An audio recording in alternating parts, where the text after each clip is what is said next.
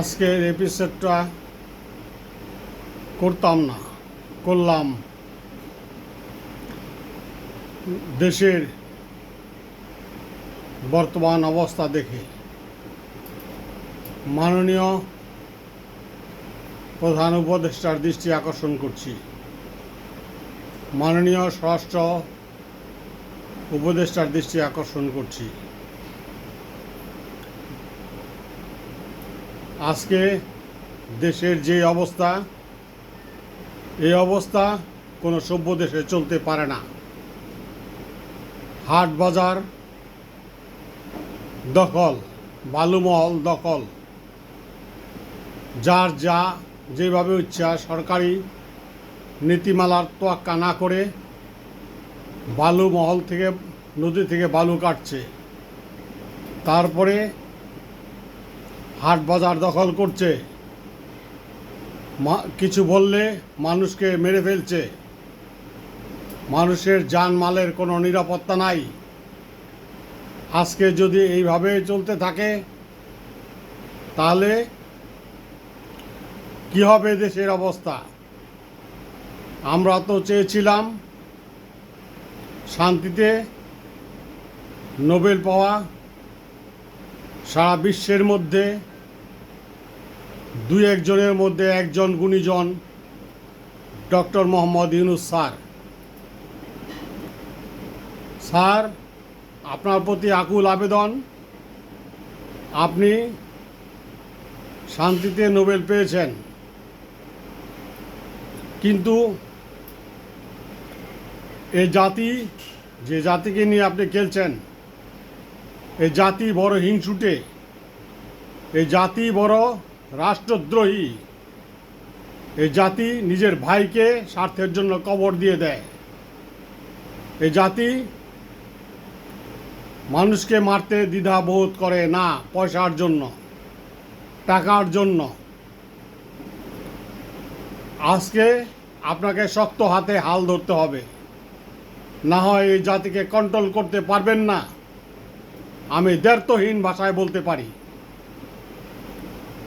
আমি আপনার একজন ফ্রেন্ড, আমি একজন আপনার শুভাকাঙ্ক্ষী। আজকে রাষ্ট্র যেভাবে চলছে, মা বোনদের ইজ্জত নাই। টেকনাফ থেকে তেঁতুলিয়া, সেই উত্তর থেকে দক্ষিণ, কোনো জায়গায় গ্রাম অঞ্চল, কোনো জায়গায় গ্রামের মোড়লদের, গ্রামের অসাধু লোকদের উৎপীড়নে অতিষ্ঠ, গ্রামগঞ্জ পর্যন্ত আর্মি ক্যাম্প বসান। সেখানে আর্মিদের খাওয়ার ব্যবস্থা, ট্রেনিংয়ের ব্যবস্থা, পুলিশের খাওয়ার ব্যবস্থা, ট্রেনিংয়ের ব্যবস্থা করেন। ওখানে শান্তি ফিরিয়ে আনেন, না হয় এই জাতিকে উন্নতি করতে পারবেন না, সভ্যতা শেখাতে পারবেন না। এই জাতি একটা অসভ্যতার ছাপ নিয়েই তৈরি হয়েছে। 200 বৎসর ব্রিটিশের গোলামি করেছে, সেই গোলামির রক্ত বাঙালি জাতির ভিতরে আছে। পাকিস্তানের গোলামি করেছে, পাকিস্তানের গোলামির রক্ত এদেশের স্বাধীনতার, এদেশের মানুষের মধ্যে আছে। এদেশের মানুষ শঙ্করায়ন জাতি। এদেশের মানুষকে ঠিক করতে হলে তাদেরকে শক্ত হাতে আইন প্রয়োগ করতে হবে। কাউকে কোনো ছাড় দেওয়া যাবে না। ছাড় দিয়েছিল আমাদের প্রাক্তন সেনাপ্রধান আব্দুল আজিজ, তার ভাইকে ফাঁসির আসামি হয়েও তাকে ছেড়ে দিয়েছিল আব্দুল হামিদ, আমাদের রাষ্ট্রপতি আব্দুল হামিদ। একটা দেশে এত বড় কলঙ্কের বোঝা যে রাষ্ট্রপ্রধান বয়ে বেড়ায়, সে জাতির মানুষগুলি কিভাবে ভালো হয়? আপনি গ্রাম অঞ্চলে খবর নিয়ে দেখেন, আপনার ডিএসবি আছে, এসবি আছে, ইন্টেলিজেন্ট ব্রাঞ্চ আছে, ইন্টেলিজেন্ট ব্রাঞ্চ আছে, আর্মি ব্রাঞ্চ আছে, আপনার বিএসএফ আছে, বিডিআর আছে, এসএসএফ আছে। তাদেরকে আপনি খবর নিয়ে দেখেন গ্রামের মানুষগুলি কত কষ্টে আছে। এই নীলকরদের মতো কিছু দুষ্কৃতিকারীদের বেড়াজলে আবদ্ধ আছে।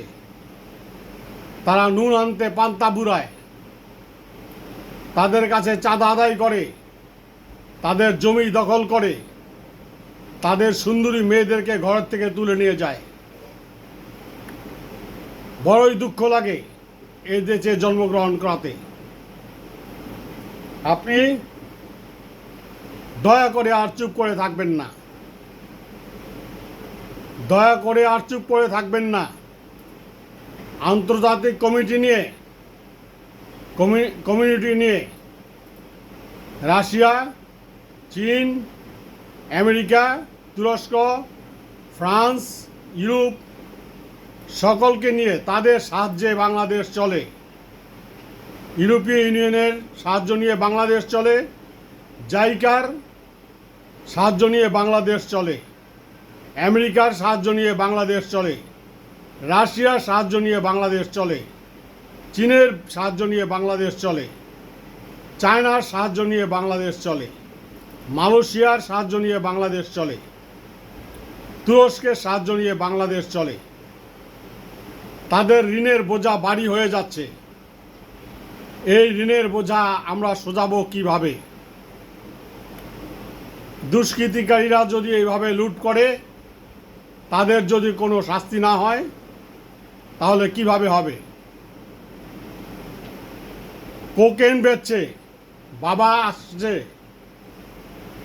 মায়ানমার থেকে, বাবা নামক ট্যাবলেট আসছে। যারা নেশাগ্রস্ত হয়ে যে যুব সমাজ নষ্ট হয়ে যাচ্ছে, একটা বাবা 400-500 টাকা বিক্রি করে। একটা ফেন্সিডিল ইন্ডিয়ার থেকে আসছে, ফেন্সিলটা 1000-2000 টাকা বিক্রি করে। যারা বিক্রি করে তারা এই যুব সমাজকে ধ্বংস করছে। এই যুব সমাজকে আপনার উদ্ধার করতে হবে। এই যুব সমাজকে যে কোনো মূল্যে বিনা সুদে আপনার বিদেশে পাঠিয়ে দিতে হবে। তারা সেখানে থেকে কাজ করবে, ব্যাংকে ঋণ শোধ করবে, পিতামাতাকে দেখবে, নিজেরা স্বাবলম্বী হবে।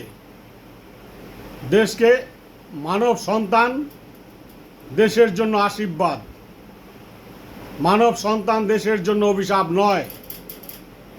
আমাদের কিছু দুষ্কৃতিকারী যারা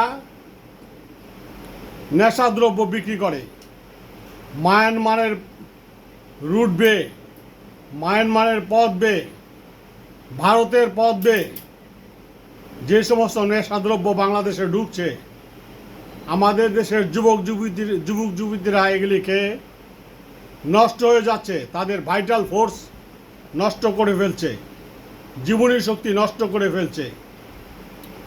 আমি বলবো, আমার প্রস্তাব থাকবে, এই সমস্ত রোডগুলিকে বন্ধ করে দেন। আর যারা এগুলি বিক্রি করে তাদেরকে যাবজ্জীবন কারাদণ্ড দেন।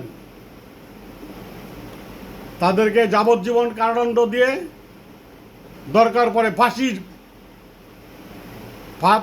ফাঁসির রায় বাস্তবায়ন করেন, যেমন ফাঁসির রায় বাস্তবায়ন করছে অন্য অন্য দেশে।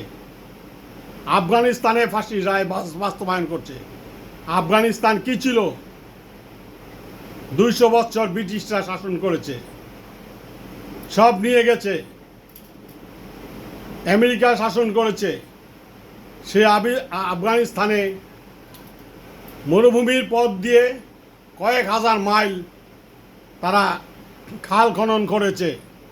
খাল খনন করে দুই পাশের অনুর্বর জমিকে উর্বর করে শস্য শ্যামল ফসলাদি তৈরি করছে, আনার তৈরি করছে। তারা আনারের রস দিয়ে তারা পামির কলা তৈরি করছে। পামির কলা বিশ্বনন্দিত। বিশ্বজোড়া পামির কোলা। আমেরিকা আফগানিস্তান থেকে পামির কোলা কিনছে, আর পামির কোলা সারা বিশ্বে ছড়িয়ে পড়েছে। সেটা শুধু আনারের রস আর কিছু অন্যান্য ম্যাটেরিয়ালস থাকে, কিন্তু বারোয়ানি থাকে পামির কোলা, আনারের রস থাকে। আমাদের এই শস্য শ্যামল সুন্দর দেশ, যেখানে মরা বিচন লাগালেও হয়ে যায়, সে দেশের মানুষগুলো কেন নেশা দ্রব্য খাবে? সে দেশের শিশুরা, সে দেশের কিশোররা, সে দেশের লোকেরা, বৃদ্ধরা, সে দেশের যুবকরা কেন নেশাদ্রব্য খেয়ে তাদের জীবনকে ধ্বংস করে দেবে আর দেশটাকে ধ্বংসের মুখোমুখি নিয়ে যাবে? তারা উন্নয়নশীল উন্নত কোনো কাজ করতে পারছে না, তারা দেশে প্রোডাকশন রাখতে পারছে না। কেন পারছে না? তারা পারছে না এই কারণে যে তারা নেশাদ্রব্য খেয়ে তাদের জীবনকে ধ্বংস করে দিয়েছে। ঘরে খাবার নাই, স্ত্রীর পরনে কাপড় নাই, বাচ্চা স্কুলে যেতে পারে না, অথচ সে নেশাদ্রব্য খায়। এগুলোকে ধরে ধরে সংশোধনাগারে দিতে হবে। এগুলোকে এই জন্য আমাদের দরকার ফোর্সের, পুলিশ ফোর্স 10,000 নিয়োগ করেন ইমিডিয়েটলি, আর্মি নিয়োগ করেন, অন্তত 1 লক্ষ আর্মি নিয়োগ করেন। আপনি সর্বময় ক্ষমতার অধিকারী, আপনি পারেন এগুলো করতে। আপনি এগুলো না করে নির্বাচন দিবেন না, নির্বাচন কমিশনকে সংস্কার না করে